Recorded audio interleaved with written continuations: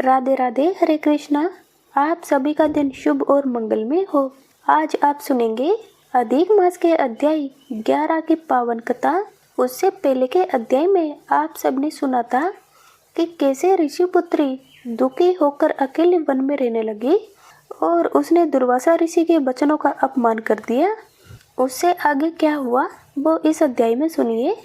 उससे पहले आप अधिक मास की पावन कथा को लाइक अवश्य करें और चैनल को सब्सक्राइब जरूर करें। सभी बोलिए पुरुषोत्तम भगवान की जय हो। नारद जी बोले, हे महामुने, ऋषि कुमारी जो तप मुनियों को भी दुष्कर कार्य है वह उसे कैसे करने लगी, ये हमें सुनाइए। श्री नारायण बोले, उस कल्याणी ने शांत सनातन 5 मुखी शिव का चिंतन करे अति दारुण तप आरंभ किया।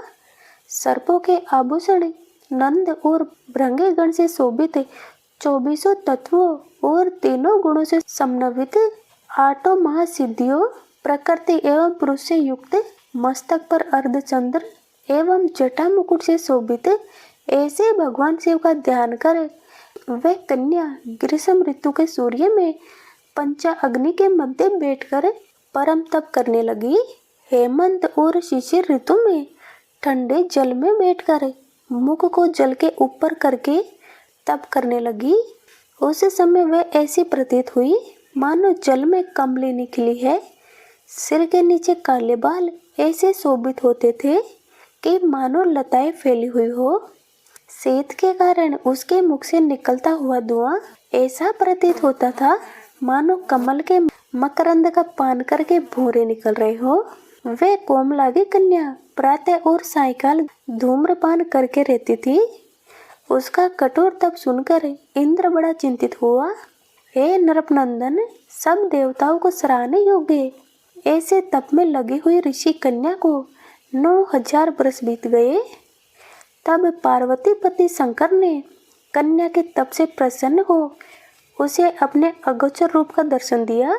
वह शिव का दर्शन पाकर झटपट खड़ी हो गई, मानो देह में प्राण वापस आ गए हो। वह तब से दुबली पतली कन्या हष्टपुष्ट हो गई।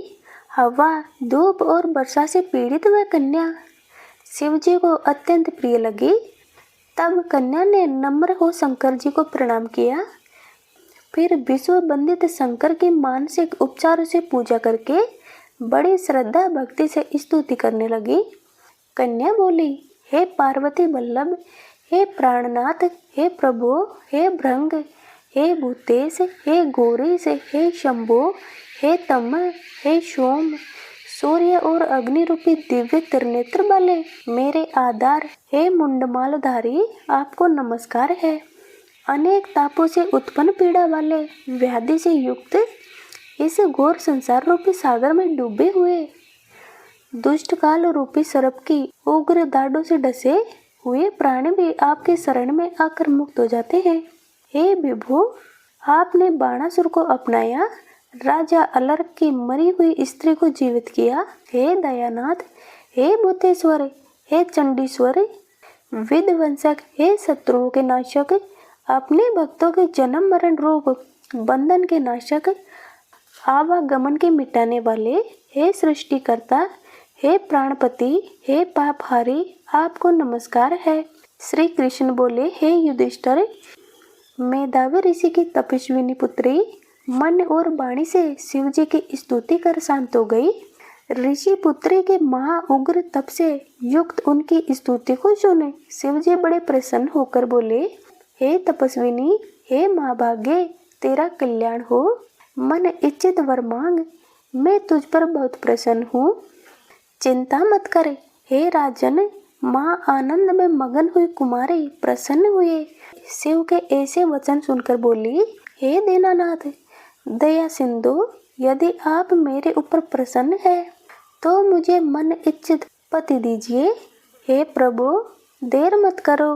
हे महादेव, मुझे पति दो, पति दो, श्रेष्ठ पति दो। मैं पति मांगती हूँ, इसके अतिरिक्त और कुछ नहीं चाहती। ऐसा कहकर वह चुप हो गई।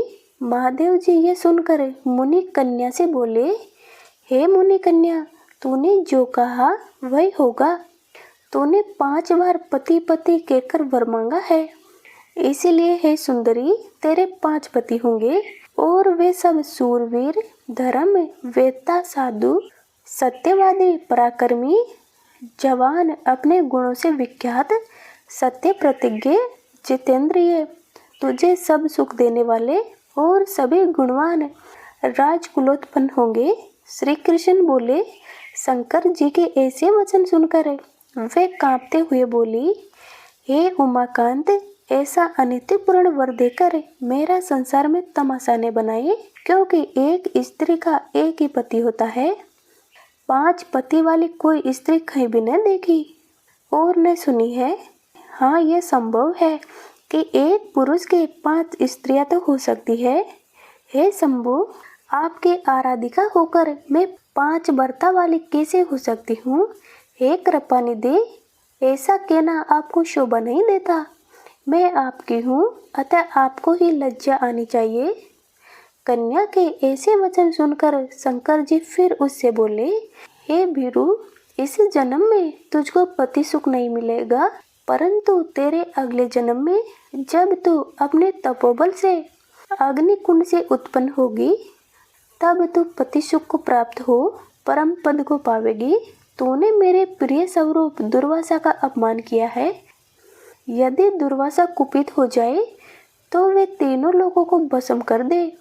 ब्रह्म तेज का तिरस्कार किया है और भगवान के प्रिय पुरुषोत्तम मास का सेवन नहीं किया, जिसको श्री कृष्ण ने अपना सब ऐश्वर्य सौंपा है। हे बाले, मैं ब्रह्मा से लेकर समस्त देवताओं और नारद से लेकर जितने तपस्वी लोग हैं, वे सब श्री कृष्ण की आज्ञा का पालन करने वाले हैं। उनकी आज्ञा का उल्लंघन कौन कर सकता है? हे मूढ़ कन्या, दुर्वासा के कहने पर भी लोग पूजित मास तूने नहीं पूजा। अतः हे कन्या, तेरे 5 पति अवश्य होंगे। पुरुषोत्तम मास के खंडन करने से अब ये टल नहीं सकता। जो इस मास की निंदा करता है, वह उसके विपरीत फल पाकर घोर नरक में जाता है। जो मनुष्य पुरुषोत्तम मास के भक्त है, वे पुत्र, पौत्र और धन से संपन्न होकर इस लोक और परलोक की सिद्धि को प्राप्त करते हैं। हम सब देवता भी पुरुषोत्तम मास के सेवक हैं, जिससे पुरुषोत्तम भगवान प्रसन्न होते हैं। ऐसे सेवन करने योग्य श्रेष्ठ मास को क्यों न पूजिए? अत्यंत महान महात्माओं का वचन कैसे मिथ्या हो सकता है? तू ही बता। सदा बोलने वाले मुनियों की वाणी अनुकरणीय है। नीलकंठ महादेव ऐसे कहकर तत्काल अंतर्ध्यान हो गए। तब वह कन्या अपने झुंड से बिछड़ी हुई मृगी की भांति चकित हो इधर उधर देखती हुई रह गई। सूत जी बोले, हे मुनियों, चंद्रमा से युक्त बाल वाले सदाशिव के अंतर्ध्यान होने पर जैसे इंद्र को वृत्रासुर दैत्य का वध करने पर ब्रह्म हत्या लगने के कारण चिंता हुई थी, उसी प्रकार मुनि कन्या को दुर्वासा के वचनों का उल्लंघन करने के कारण चिंता समा गई। प्रिय श्रोताओं, आज का महात्म्य यही समाप्त होता है। इसके आगे क्या हुआ अगले अध्याय में सुनेंगे। आप वीडियो को लाइक अवश्य करें और चैनल को सब्सक्राइब करें। पुरुषोत्तम भगवान आपकी सारी इच्छाएं पूर्ण करें। राधे राधे सभी को।